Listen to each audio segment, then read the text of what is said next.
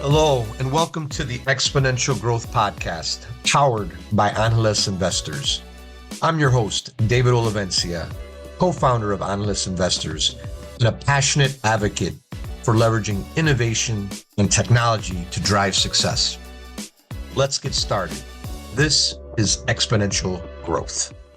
Welcome everyone to the Exponential Growth Podcast, where we look at all these exponential trends that are going on, really think about how do you best invest to win with all these trends, and how do you lead in this environment of exponential change. With me today, I'm honored to have an amazing leader with us, Claudio Robertson. He's the executive director of JP Morgan Private Bank, and he also leads the Hispanic Latino Wealth Strategy Lead for the bank as well, and amazing things going on there. So, Claudio, honored to have you on the podcast.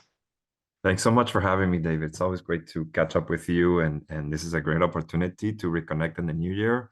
So I'm looking forward to see you continue doing great things and to see how we can support you along the way. Excellent. So we're going to have a fun conversation today.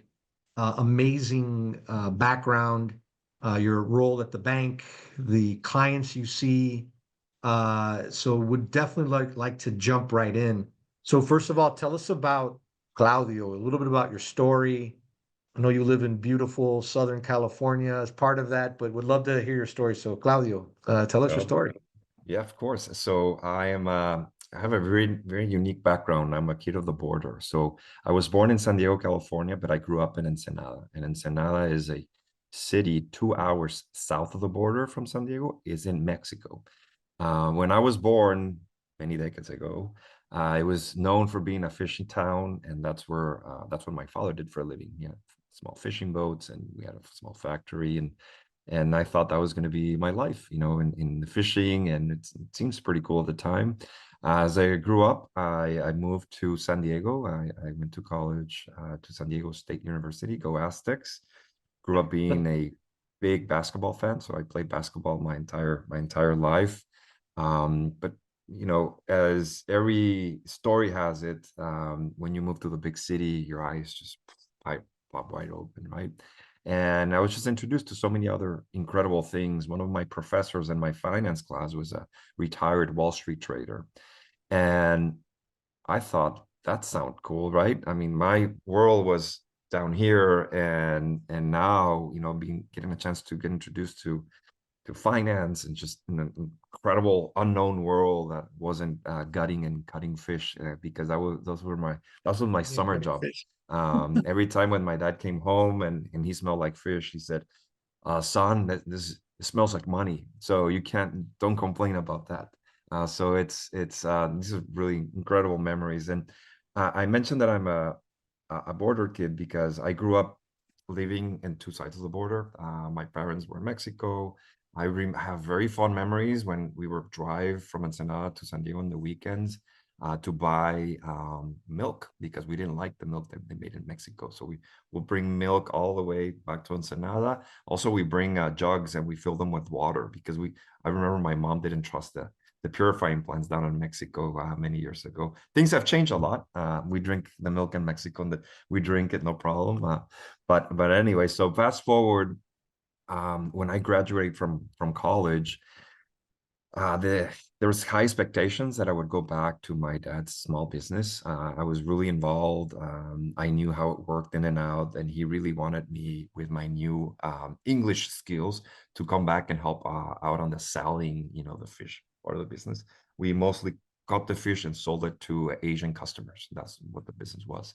Okay. And but I decided I wanted to try something new. So I asked him if he can lend me $1,000, and I would fly to New York and try to find a job. David, never in my life. Thank God my dad didn't know anything about finance, but nobody told me this couldn't be done, right? So I was lucky. I have a first cousin who still lives up in Westchester County. And I asked him if I could stay with him while I go and look for a job. He's like, I guess. So I came and crashed into his extra bedroom. He had three young kids. And I remember the first day that I went with this oversized coat down to Manhattan, second time in my life that I've been down there. It's like, okay, how do we look for a job? There's no internet. There was internet, but no iPhone, right? This is 2004. Yeah. And I didn't know where to start. So I started handing physical resumes in the lobbies of different banks and companies. Of course, I didn't go, and not a callback, not one callback. Eventually, things lead to another. Somebody introduced me to somebody else. Happy hour here, happy hour there, networking, and I started getting some interviews. But one of my first interviews was, he said, Claudio, you're out of your league. You come from a third-tier school, and why are you trying to get a job in Wall Street? You should try to find a job in the back office somewhere else. Um, and I think this is like a very pivotal moment in my life, because I could have said, they're right. I'm just going to go back home. I have a safe job back there, right, for the family. But it just really lit a fires. And like, I'm just exactly like you guys, right? I don't see myself being less than anybody here. So I kept trying. So I tried to find a job for 4 months and I couldn't. I had interviews and I was trying, but to tell you, my resume said that I was an expert in fishing business, right? So it was really hard to translate that into business, into finance, except for my courses. But life tends to be in a funny way. I got an opportunity to interview with Lehman Brothers and the back office. And this is through a friend who's Colombian. I'll never forget him. He said, I have a friend in Lehman Brothers who's in HR, and they're looking to hire back office. It's like, whatever job, I just want to get in the door, right? That's it. So by this time, I've probably had like 15, 20 interviews, and I changed my story. And I think this is a good point for entrepreneurs, right? Make sure your story makes sense, because I changed the story from I'm great at the fishing business to I understand how a business works, and how can that skill and that understanding translate into what I want to do next, or my new project or my new business. So I think I did a little bit better. Unfortunately, when I walked in, I thought I was going to be the only person being interviewed, and there's about 25 people in a long hallway, like the movies. And that was really depressing, right? Getting there, not knowing. So they call these like the super interview days.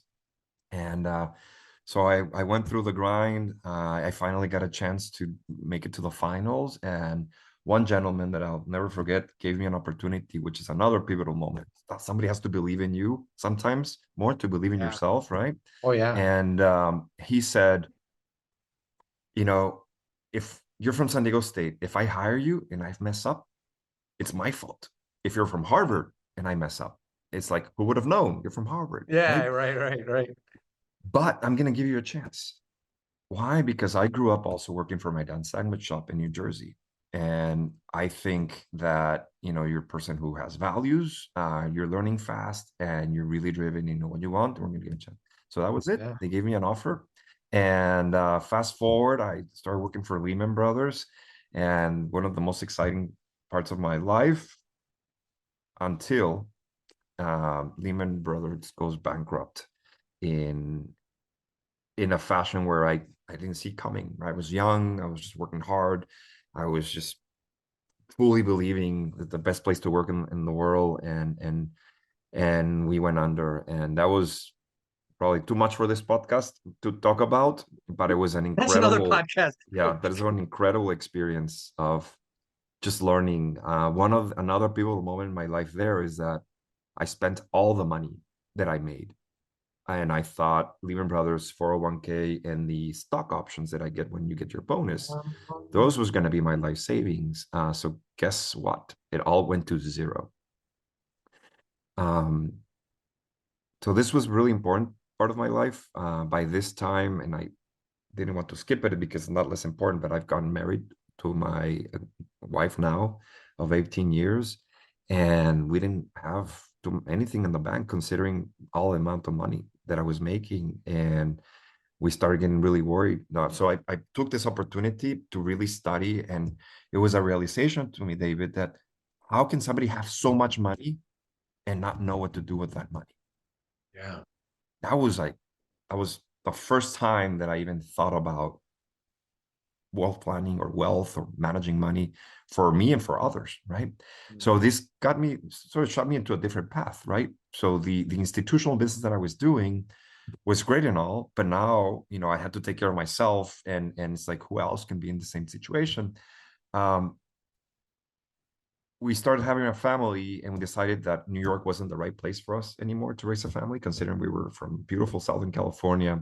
And we decided to move back to Southern California, where I joined an asset management, small family office, multifamily office, and I completely changed my career into investing. So I started investing for high net worth individuals, and doing the due diligence on portfolios, and all the above, right?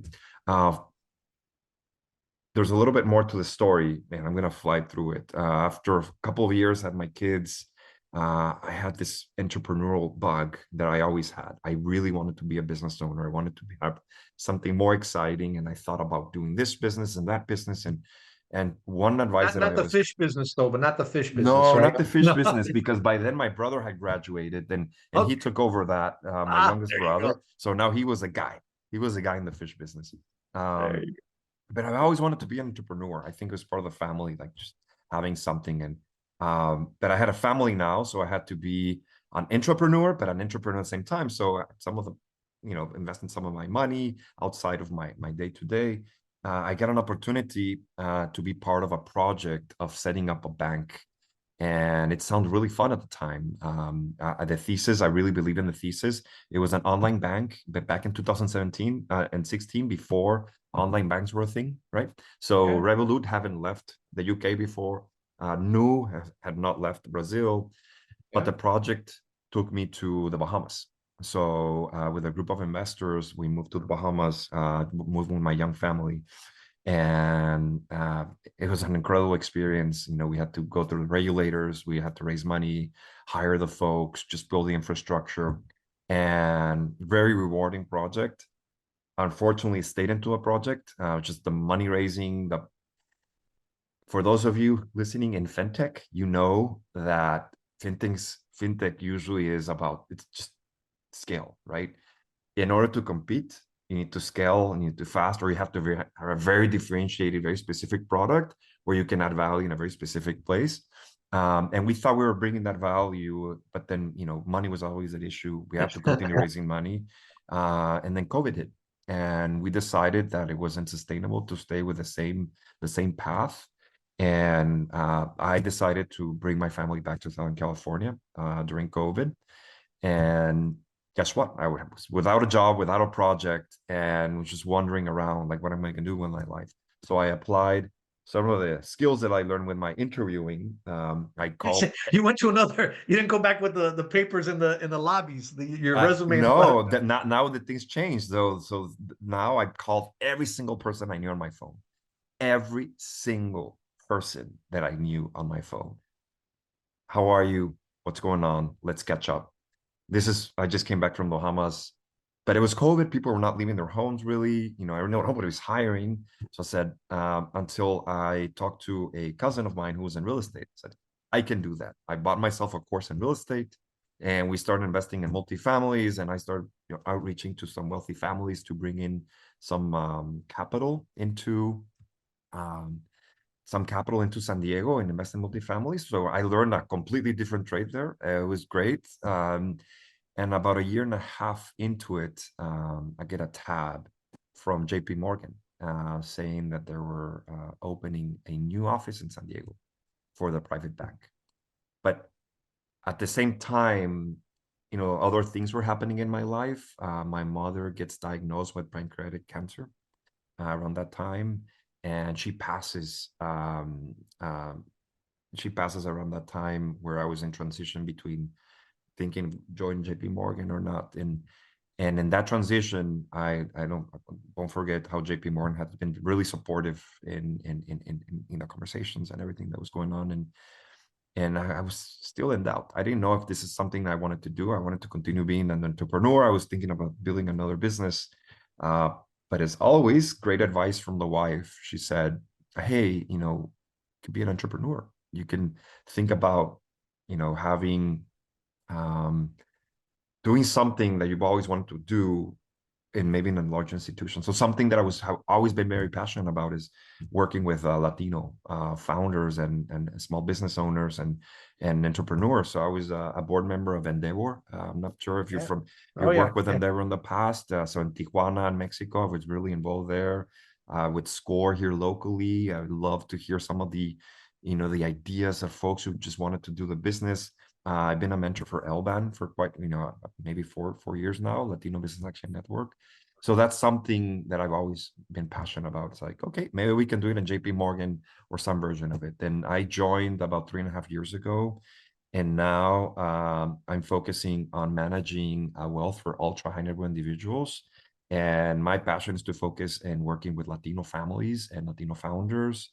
And just because I think there's so much work we've been doing and helping these families just really reach their potential. There's so much we can do. So happily married, 3 kids. Now I'm going through the couple of kids in high school. I'm sure you've already gone through this, and Yeah. there's things about not, waking early and going to sleep late because nobody wants to go to bed in the house anymore, right? Everybody wants to stay up and do their thing. So I'm blessed. We have a healthy family and beautiful San Diego, and just trying to, my mission is to lift other people up, and that's what I'm trying to do from JP Morgan. Thank you again for having me. I No, think it's a great story. A couple of things just for our when you say ultra high net worth, define that, because I don't think, at least it wasn't maybe, I didn't grow up with a lot of money, so that term wasn't even familiar to me maybe 10 years ago. But just define that to the audience. What is that? Absolutely. So of course, finance in the wealth management space, this is where we look at your personal balance sheet. It's we identify different clients depending on their wealth size. So we have the affluent, the wealthy, and then the ultra high net worth. And these are families typically that have a balance sheet of 25 million or above. So it's a balance sheet. 25 million or above. It's Yeah, ultra high net typically, worth. at least this is how we defined it in the firm.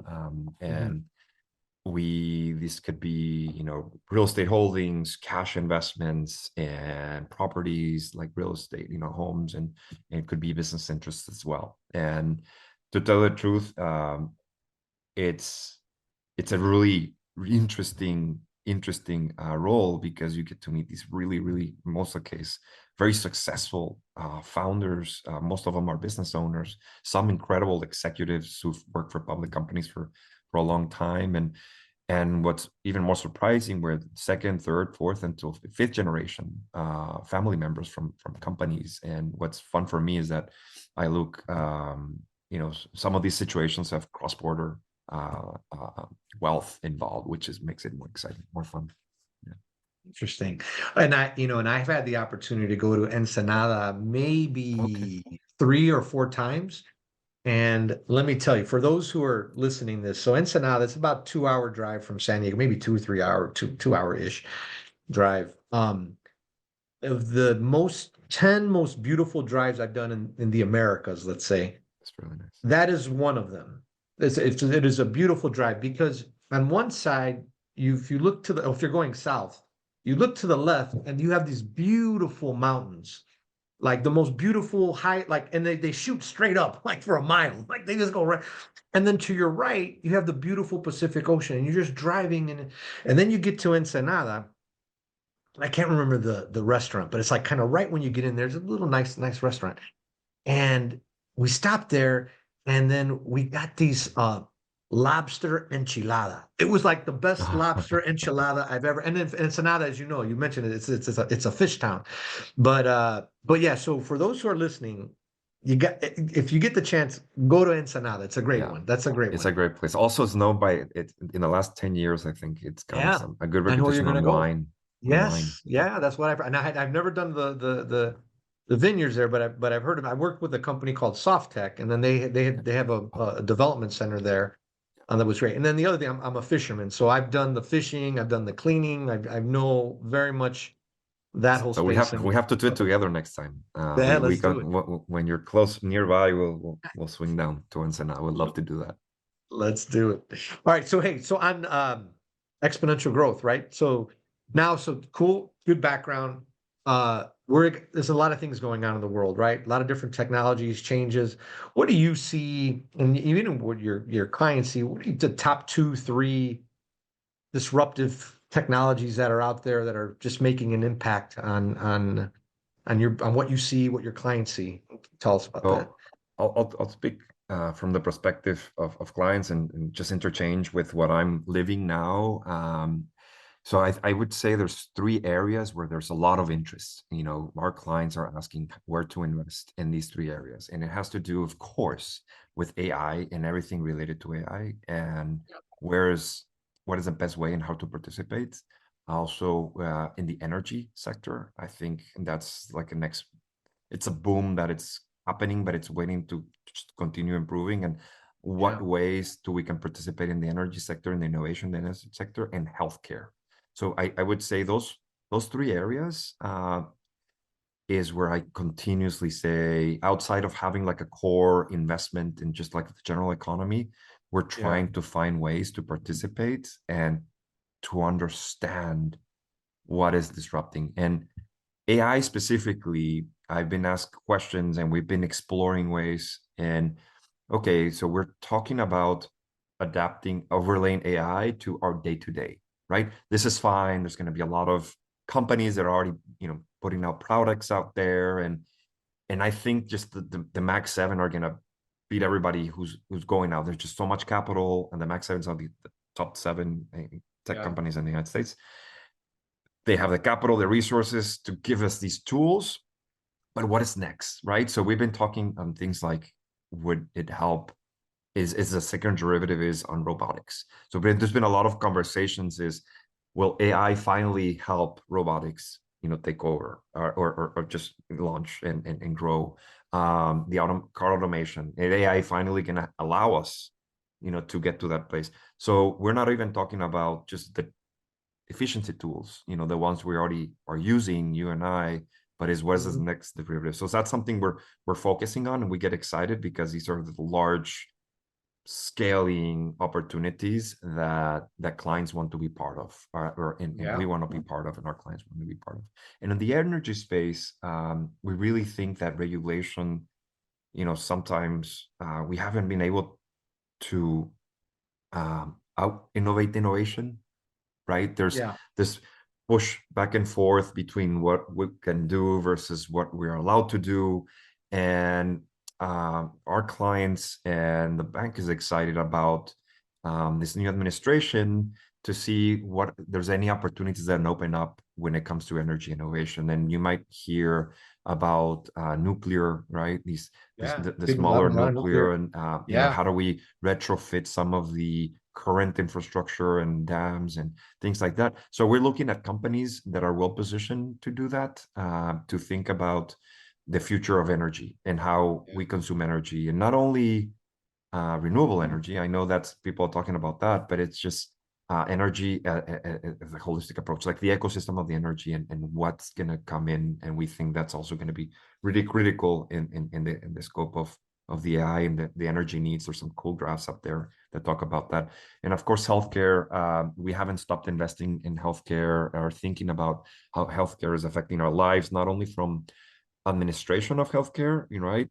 This is what you and I go through the doctor and how efficient it is, our visits, but it's just the innovation of it as well. So, and it's, again, these are the last industries that are hyper regulated. They're ready to unleash innovation.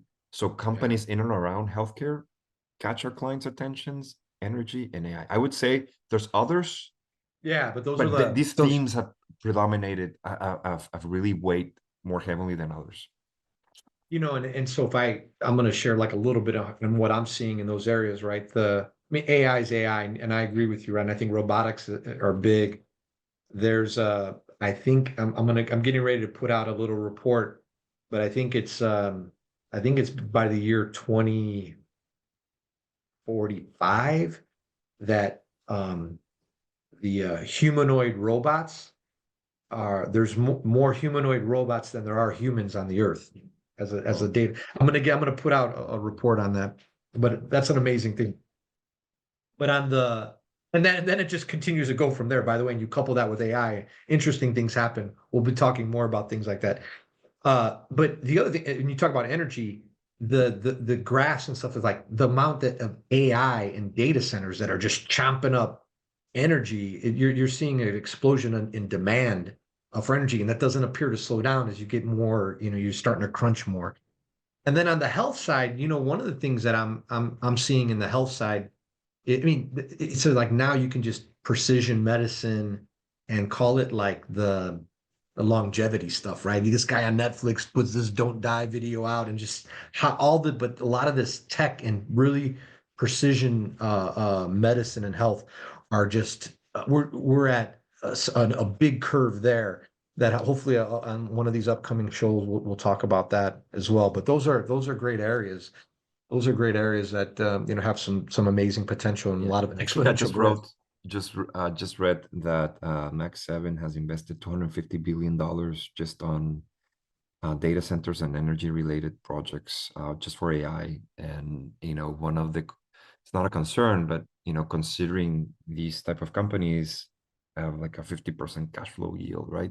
How much growth they're expecting from these investments. You need to expect massive growth. So this tells you their outlook is very optimistic. We need to think where they're spending their money Right. to see where we should follow as entrepreneurs and the opportunities are as well. So I think that's a good thermometer to have and always pay attention. And because they're public companies, they disclose all this, right? So it's just Yeah. thinking like that strategically. Yeah.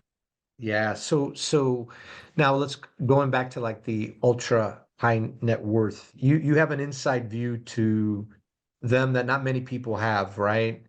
And there's an interesting way, at least in my experience in working with and some of them are members of Angeles investors that I lead and investors and all that stuff. But you have a broad view not only of your client portfolio but the broader firm. Just your thoughts on how they think, how they plan, how they look at legacy and what their kids and generations and I think I find it very insightful because I'm my parents were my grandparents were very poor. My parents, we were middle class. But I've always found it insightful. And then you have a good view in that. Would love to have you share that, how what do they think? How do they plan? And then what legacy, if you can share your thoughts on what you see there. 100%.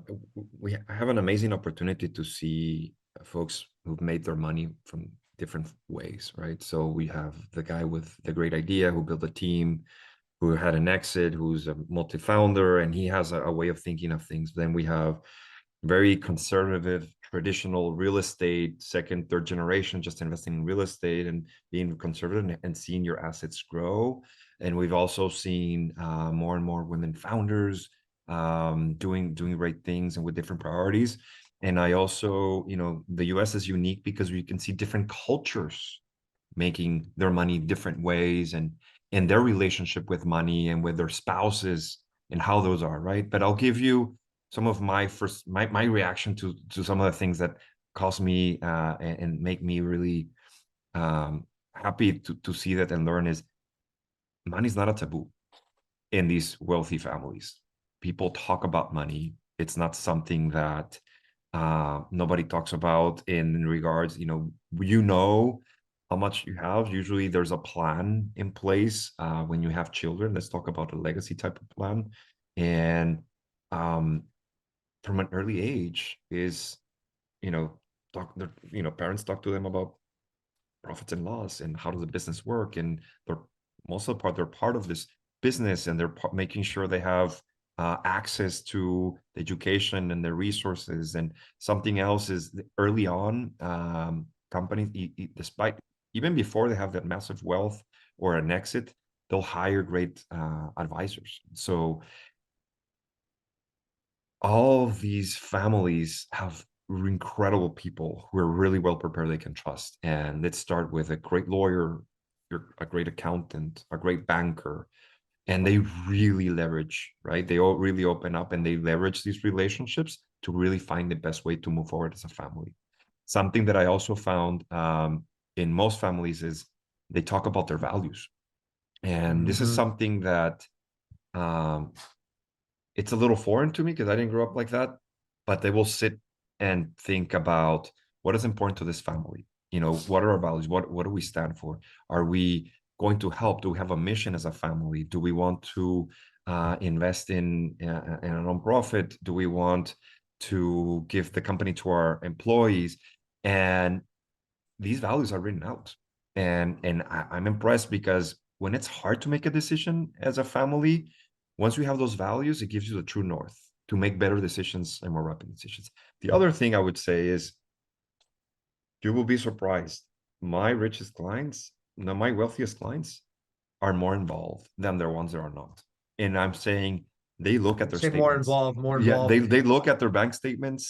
They Oh, interview directly the people they're working with. They take the time to spend time with me and my team, right? They really treat people the right way and are really conscious about cost. That's something that so like a million's nothing to you. Why are you yeah, nickel and diming me for a couple of cents, right? But this is just a culture of taking yeah, care of what you've built. And it's, you talk to them, it's like, well, my dad was like that, and my dad was like that. And I want to make sure my kids are conscious about the money. These families have like dozens of folks who come with business ideas to them. yeah. Um, Can you imagine how much they're getting pitched and everything, right? there's David, every day they get emails, cold emails, you know, warm leads through friends, to the accountants, to somebody, but they have a process. They have a value mission saying, no, we don't invest in, anything outside the US, or we don't do this, and it helps them make better decisions. And they're in a place where they don't feel guilty. One of the things is guilting folks with money to give you money, and that's like a really common thing out there. Yeah. And no, you find a way to do it, because it's, that's where you believe, and you do that, right? I think jumped a little bit around, but overall I would say money's not a tool. You talk about this is really important to you, and you make sure your kids know. um, for those who decide as a family that the children are going to come into the business, they come in early, and they're giving a lot of rope to do their projects and to do their thing, right? I've seen that, a lot of responsibility. I think that's really valuable. When they invest, they usually consult the family, and it has to be something that either they understand or is aligned to what they're doing. So as a founder, let's say you want to go and raise money with a family, um, what I would advise is learn more about the family. Instead of going just to pitch, learn what their values are. Learn their background. They're come maybe from, let's say, real estate background, so they're probably going to be a little more conservative, so they're probably going to care about certain things, guarantees, and others, right? Maybe somebody made their money in Bitcoin, so maybe they're going to be like more innovative. They want to do different things. I think that is a superpower, to come into that conversation understanding how the decisions are made in a family and the values of the family. And this is, I see the people failing in this. They'll send a pitch deck. It's like, I'm raising $500,000. Are you in or out? Right. And it's a hard thing. A lot of the times they ask me to look at these things for them. Um, and if it's one rule that I thought it was great is that we never invest to be a large shareholder unless we control the company or we're part of the control of the company. But we will never do that unless somebody from the family is able to be in the board or sitting there. If we don't have the capacity or the knowledge, we would just do like a small investment, like a ticket, like more like an angel type investment or something like that. I thought so. These are the real, the values that are written by the families, because you're like, I already have my own job. It's not worth it for my time to spend 5 hours a month or 10 hours a month overseeing another company that I invested a couple $1 million in, Right. right? But without me, it doesn't work. So that's not what I signed up to. So things like this come up all the time in the conversations with families. So it's like, well, why don't you give me money? You have millions. It's like, Yeah. but think about them and their time. Like, why would I give you so much money that my involvement depends on the success of your company?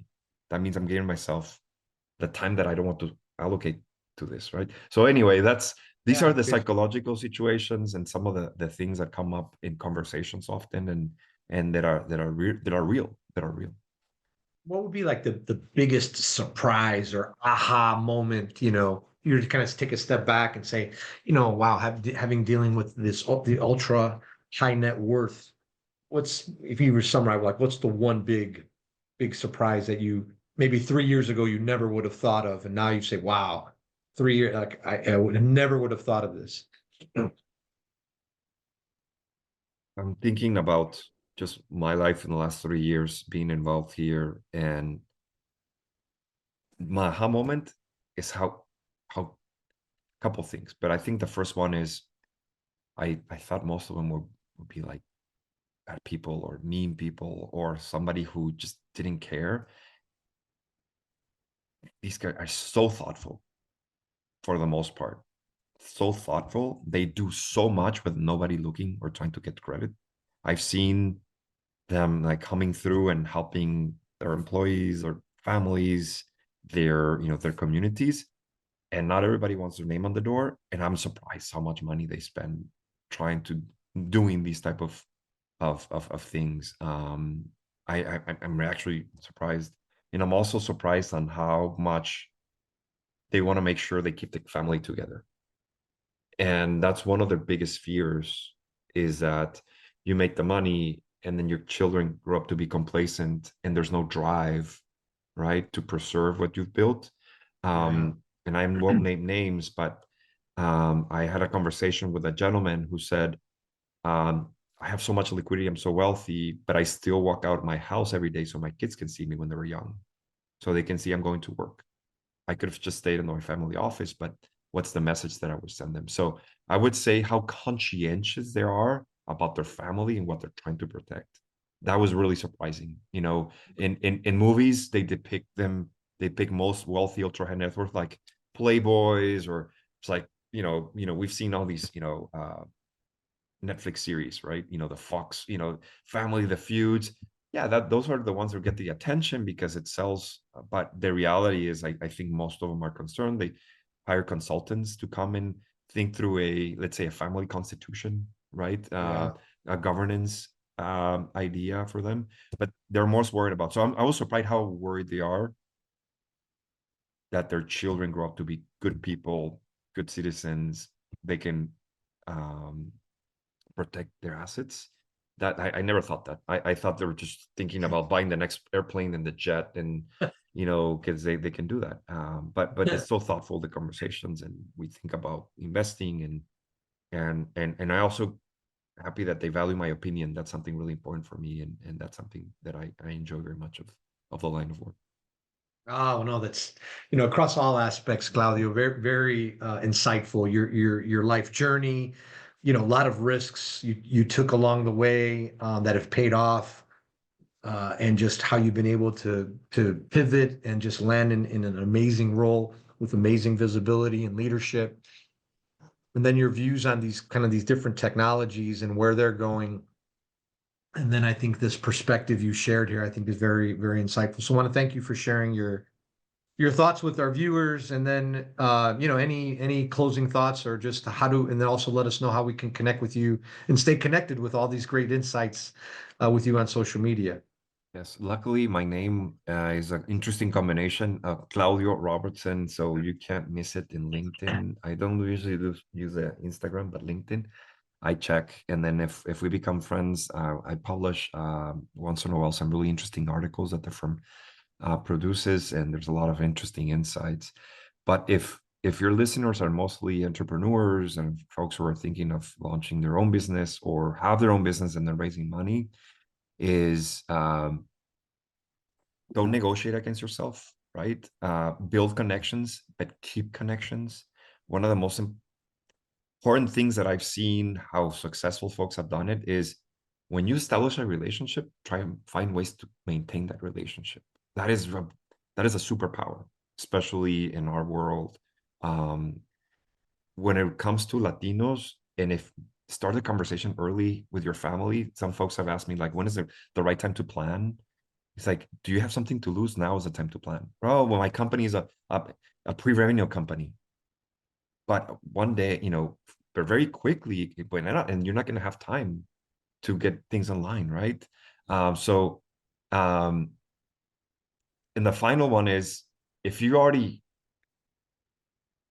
took a few steps, and if you consider yourself in a position to help others, continue lifting other people up. This community will only be successful if you do that. And I think that's something you do very well, David. You're an incredible connector of folks, and either for business or relationships. And I'm sure that I have, like you have, connected people that we don't know how incredible things are going to do in the future, right? Oh yeah. But this is, I think we should take advantage of that. We have this national view on things, and know, both of us know great people. So I will encourage everybody to think that way. Excellent, Claudio. Excellent. Again, thank you so much. We look forward to more great times and more great things from you ahead. Thanks again, and thank you all for listening to the Exponential Growth Podcast.